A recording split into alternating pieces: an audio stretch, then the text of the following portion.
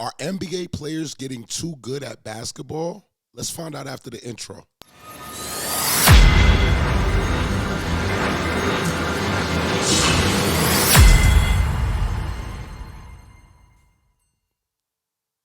In 1998, Michael Jordan finished his last season with the Bulls on top, as inarguably the best player in the world, with another NBA championship to back it up. And in that season, 26 years ago, Jordan averaged 28.7 points per game on 46% shooting from the field. Now, not only was his scoring average a league high that season, his shooting efficiency was considered excellent at the time. In fact, outside of a couple big men who played 5 feet out from the basket, there wasn't a single player who could compete with him as...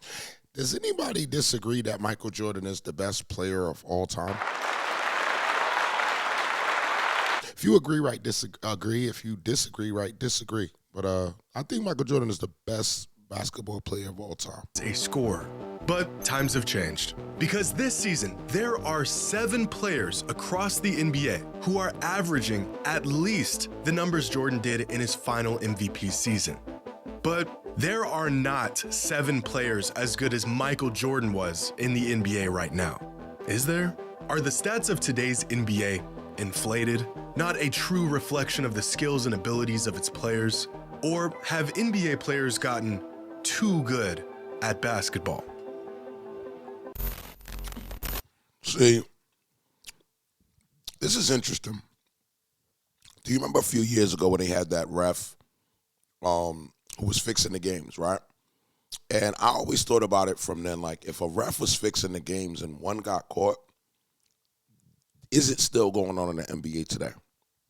I want to ask you guys that question. I want y'all to answer that question. Do you think that in 2023 standards that they're literally sitting there still fixing the games?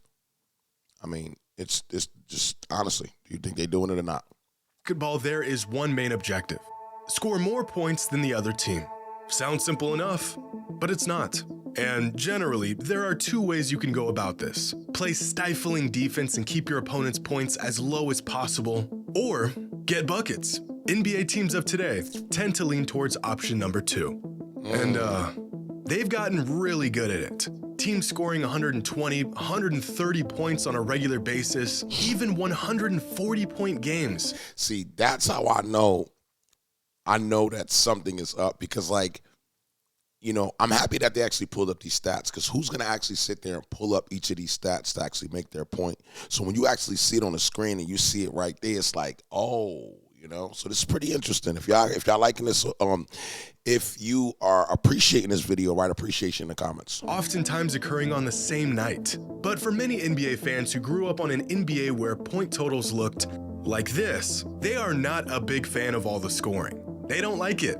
There's too many points, or maybe not enough defense. Stat lines like this used to have the NBA world on fire for a day or 2, but now they're literally a dime a dozen. There's players around the league who are damn near averaging these numbers. Growing up, I would often go to Portland Trail Blazers games, and as much fun as it was to watch my home team play the most violent version of basketball possible without any... Shout out 90s basketball, man.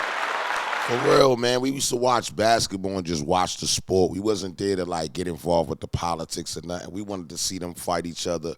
We wanted them to go at each other. We wanted fouls. We wanted a hard foul and one. We don't want this. You know, I feel like the new age basketball is so it's like politics. When you bring these politics into the game and then you bring in all of these big wig advertisers, and just, it kind of diminishes the actual game. You know what I mean? I want to know from you guys is, what is your view on basketball in general since, you know, in these last 10 seasons? Would you agree that it's had a drastic change, or would you say that it's still at the same pace, if not better? Real consequence, the real prize in my 8-year-old brain was this: a free chalupa from Taco Bell. All the Blazers had to do was score... Yo, them chalupas back in the day, boy! 100 points. Win or lose, 100 points, Chalupa! And the chalupa was ours. It doesn't look like much, but winning one of these felt like winning the lottery. We would get so riled up over the prospect of a free chalupa that many nights the crowd would just lose sight of the game altogether and start chanting chalupa as the score approached 100. But tragically, after 14 seasons, the Blazers discontinued this delicious promotion in 2013. And I think it's safe to say it's never coming back. When Taco Bell first began running this promotion, the Blazers were scoring over 100 points at home about 11 times a season, or about 1 in every 4 home games. Attainable, but still rare enough to keep the thrill of it all alive. But by 2020, the Blazers scored 100 points or more in 39 out of 41 home games. All right, bro. So that's a clear indication that people got money on these games. You know, I don't gamble on games. I don't do that. But to the people that are gambling on games, you do realize that somebody is adjusting something. Seriously. So I always tell all my gambling friends, you know, just realize somebody is altering the bet. It's not just a fair game and it's a fair bet. Somebody is switching it up, and this is proof right here with things like this. But every local Taco Bell out of business. Is this entire monologue really about chalupas? Kind of. But I say all of this to emphasize just how much scoring in the NBA has exploded and shows no signs of slowing down. NBA offenses in today's league are really, really good. Back in 2015, the Golden State Warriors reshaped what a potent, efficient offense looks like and led the league that season with an offensive rating of 111.6. This season, that same offense would rank 26th in the league, only ahead of 4 atrociously bad teams. A decade ago, in 2014, the league saw a combined 24 occurrences of teams scoring at least 130 points in a single game. This season, there have already been 85 occurrences of teams scoring at least 130 points. And the league as a whole is on pace to have... See, my question is, are they letting them have more fun, or is somebody altering things? You know what I mean? Because I guess the pace of a game is really what sells the game. You know what I mean? Like, if people are bored, you know, they're going to leave. Advertisers are not going to want to spend money. So I would just, you know, even with these type of stats, it's like it doesn't even make any sense. Like, how does it change that drastic? What do y'all think has it changing like this, other than the politics? About 265 of these games by the end of the season. That's more than 10 times more than the league had back in 2014. Now, a lot of fans assume that the insane point totals we're seeing around the league today are simply a byproduct of stat inflation. The game is faster, no one cares about defense, every other shot is a three-pointer. But it's not just inflation. Inflation would assume that it's just the volume that's changing, that there are more things happening within every game, and that's what's leading to the influx in numbers. But it's not that. Other than the dead ball era, right now is a pretty average time in the league in terms of pace and shots. It is the efficiency and simply how good players have gotten that has really skyrocketed. The dead ball era of the NBA, as the name not so subtly suggests, was an era of slow, physical, grinded-out basketball, where games would finish with a final score that, without exaggeration, resemble a halftime score in today's NBA. If we look at the timeline of the NBA and the amount of points teams have scored on average over the last 65 seasons, it's not hard to pinpoint where the league came to a grinding halt offensively. This valley right here, from about 1997 to 2006, is a visual representation of just how slow and drawn out offenses became throughout the dead ball era. And thanks to new rules such as a shortened shot clock on offensive rebounds and innovations in offensive schemes, and of course the evolution of the three-pointer, offenses are now alive and well again. But contrary to popular belief, it wasn't just a change in the rules that favor offense that spurred this explosion in production. Players also just got better at scoring the ball. Because here is the league average. See, that's what makes it hard to answer the question about, you know, how would Jordan do against LeBron, or how LeBron will do next to Jordan, because you got to factor in all of these statistics when you make this decision, number one. Number two, the whole league was a different league. You know what I'm saying? Like he said, there's a lot more, you know, faster paced things going on, more three-pointers, all this thing. The whole league before was just really just basketball, straight to the point basketball. Effective field goal percentage throughout that same time span. For decades, the league as a whole floated somewhere between 45 and 48 effective field goal percentage. And with little change in efficiency, it was the pace that more or less dictated how productive offenses would be. But over the last decade, the league has gradually become better and more efficient at scoring the ball, reaching a league-wide average effective field goal percentage of nearly 55% over the last few seasons. Now, of course, with more threes, efficiency inevitably increases almost at a linear rate. But today's players also turn the ball over less than ever before. They shoot free throws better than ever before while shooting less free throws than ever before. Across the board, players are simply better now than they were in past eras. And this becomes clear when we look at the league average offensive rating over the last 50 years. Even when we level the playing field and look at offensive production per 100 possessions, today's teams are vastly superior than their predecessors. Just 20 years ago, teams were averaging just 102 points per 100 possessions. Today, that number has jumped all the way to 115 points. Same exact pace, same number of possessions, far more points. Now, more points from more proficient offenses is not exactly what I would call a problem. In fact, I think this brand of basketball, whether you like it or not, is the highest form of the game that we've ever seen. But as we continue to see the game evolve, it is becoming more and more difficult to keep the context of what we're seeing intact. Luka Doncic is a generational talent, one of the best players in the world, and 20 years ago, Well, he's one of the best players in the world. Are you reaching? Okay, guys, you think Luka is the best player in the world? Let us know in the comments if you agree. Right? If you feel like he is, right, put the number 50. If you disagree, put the number 100. Tracy McGrady was one of the best players in the world with a similar status among his peers. Except in his prime, McGrady's numbers looked like this. And over the past 5 seasons, Luka's numbers look like this.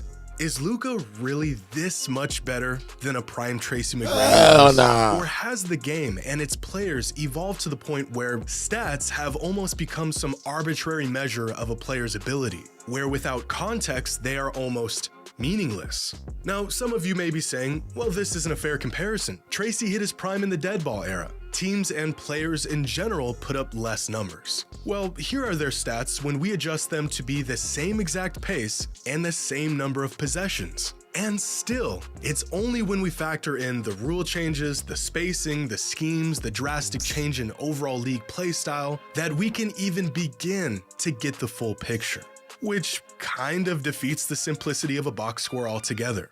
Or what about De'Aaron Fox? Fox is a great player, but the 30 points, 5 rebounds, and 6 assists he's averaging right now on 58% true shooting is a historically great stat line. In fact, it's so great that if we exclude the last 5 seasons, the only guards in the history of the league to average these numbers in a season were James Harden. Yeah, they doing something funny, bro, because, like, I mean, he's like that, but come on, bro. Michael Jordan and Stephen He's not Curry. like that. He's Are not the like numbers this. simply deceiving us? Or is De'Aaron Fox really this special? 10 years ago, in 2014, guess what LeBron James and Kevin Durant had in common?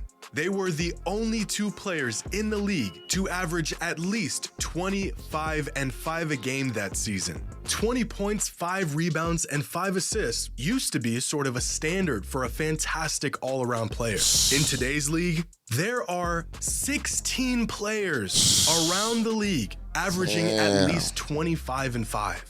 How That's exactly crazy. do we reconcile the fact that what used to be a threshold reserved for mega offensive talent is now just another stat line? And this is happening all around the league right now. Tyrese Halliburton is averaging 26 and 12 on 66% true shooting this season, a stat line that has never been achieved in the history of the league. Are there really this many generational talents in the NBA today? Or has offense just become diluted?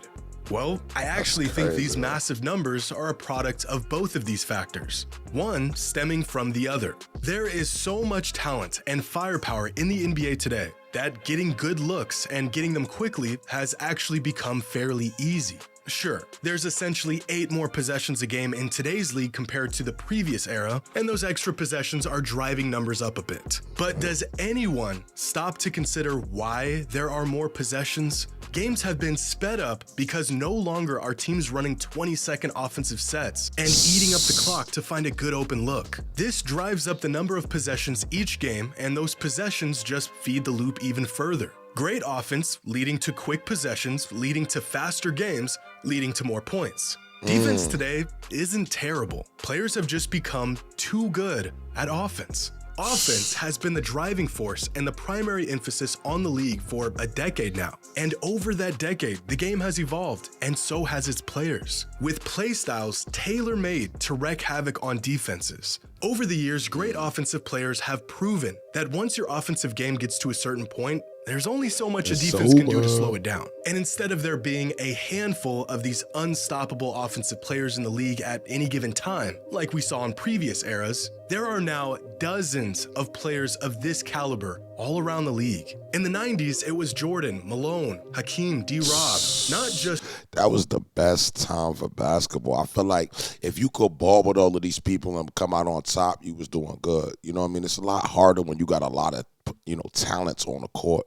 And I think, Dominique Williams, all these people that he said was very talented. Good offensive weapons, but truly elite. In the 2000s, it was Kobe, T-Mac, Shaq, Iverson. The 2010s had LeBron, Durant, Harden, Curry. But now, in the current era of the NBA, these elite offensive weapons are everywhere. Embiid, Luka, Giannis, Shea, Durant, Fox, Curry, Booker, Mitchell, Tatum, Jokic, Trey, Halliburton, Maxey, LeBron, Dame, AD, Edwards, Kawhi, PG, LaMelo, Brunson, Kyrie, Sabonis. All of them legitimately unstoppable offensive talents from night to night. And that's just the highest tier. It doesn't even include guys like Morant, Zion, Bane, Markkanen, Ingram, Cam Thomas, Randall, Jaylen Brown, Kat, Sengun, Scotty, Garland, Paulo, Siakam, Butler, Mikal Bridges. The league is more talented now than ever before. So how do you stop all that talent? You don't. You just try to keep up. Between a massive change in the way young players are being taught to play the game, to new advanced analytics that have opened the doors to the best statistical options for teams around the league, to advancements in health and training regimens that have allowed older players to be at the top of their game longer than ever before, all factors building up to what has become the most loaded pool of talent in NBA history. But how do we know when it's gone too far? Look up just how much teams are scoring these days, and you'll also be met with a slew of angry fans, mourning the loss of the game they once loved. After the dead ball era, the league has taken so many steps to boost offense that maybe they've overcooked the recipe. Maybe there's too much offense in today's league. But is all of this offense artificial? A product of rules that simply push for more offense? Or have the skills and small nuances used by offensive greats in the past been optimized and perfected in players of today? Were defenses bad for letting Michael Jordan average 30 a game in a league where entire teams only average 90? In arguably the toughest time to score a bucket, Kobe scored 81 points on the Raptors. Was that team simply the worst defensive team of all time? Put a rest in peace of Kobe. Just that unstoppable offensively on that night? Good offense will almost always beat good defense. And right now, there's a whole lot of good offense in the NBA. And it's not a bad thing. In fact, it is a reflection of just how much better players have become and how the game has evolved. The only real downside to all of this, no more free chalupas. That was pretty interesting. I ain't gonna lie, pretty much, I like that. The main thing is I guess when you're a kid and you look up at these people and you look up, at the position that they're in, you want to be like them. You idolize them. You want to, be like Mike. You want to be all these these different people. And I think that, when it was like that, the value was pure. Nowadays, most kids are, there's a lot of more NBA, superstars, and also it's a different league. But I am interested to know, what are your views on how much has changed? And, do you think something's wrong? Do you think that there is a scheme or a scam that they're doing behind the scenes to alter the games? Or do you feel like they genuinely genuinely, still love the sport. A lot of things have changed, and I think that when you bring in, advertisers and politics, it just kind of changed the narrative. I mean, certain things you can say, certain things you can't say. And it's all kind of based off the advertiser. So you want to factor all of this in when you're, thinking about, where basketball is at in 2023. Other than that, like I said, this channel is all about your view, guys. If you have any view on this video, I would like to know it in the comments. Make sure y'all subscribe, hit the top bell. Other than that, shout out to the gang.